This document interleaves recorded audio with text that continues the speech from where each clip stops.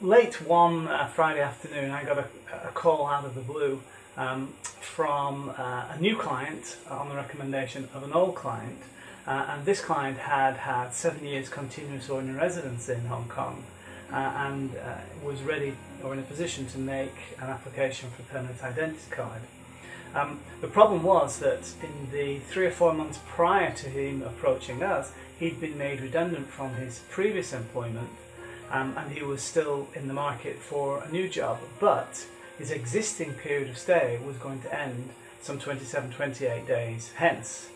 Now, the way that the right of abode application process works, effectively you need to have had a residence visa all throughout the time that you have been continuously resident in Hong Kong for the requisite 7 years. You need to have a residence visa at the time that you file your application, and at the time that the Immigration Department approve your application, you need to also have a residence visa.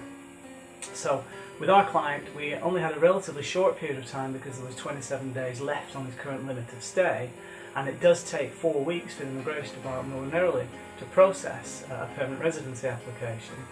So we advised him that we'd really have to get our skates on and get the process moving forward post haste, as it were. So the next day we sent over to him a definitively stated checklist of requirements so that he could start working on that. And then unfortunately we heard nothing back from him, or certainly had nothing back from him, over the course of the next 13 days. Of course, I tried to speak to him to impress on him the urgency of the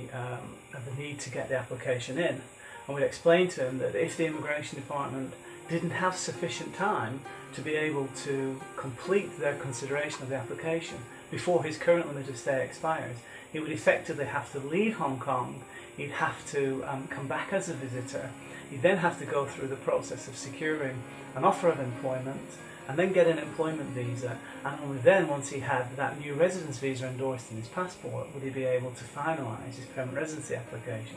So there's quite a bit at stake and something of a palaver going on if we had not been able to get the application in good time and have the Immigration Department consider it in the requisite period of time so that they can do the ultimate determinations as to approvability or whether it's going to be refused. So the client finally appreciated all of this, advised us that he was accepting responsibility for the delays, and we were able to secure the documents from him, and we got the application in on a Monday. His current period of stay was then due to expire a week the following Tuesday, some 8 days later. Application fell on a Monday. On a Thursday we went to the Immigration Department to push them to see where they were on it, and later on that afternoon we got a fax from the department to say that his application had been approved. But the very next day we took the client down to the Immigration Department to finalise the approval formalities, and in effect within a 5-day period he was able to secure his right of abode approval with only 3 more days left before his current limit of stay expired. Now the reason that the Immigration Department in a sense came to the party on this one was because the client had prepared a fantastic set of documents so that the Immigration Department were able to, in a sense, just very, very quickly understand through the documents provided that he had been continuously ordinarily resident in Hong Kong for the requisite 7 years, and that he'd taken Hong Kong as his only place of permanent residence. And the other, I think, factor that really worked in the Immigration in the favour of this approval in such a short period of time was, of course, the Immigration Department were very mindful of the fact that if they did not approve his application, they didn't prioritise it, then in effect, several weeks later, after the resources of the Immigration Department have been used up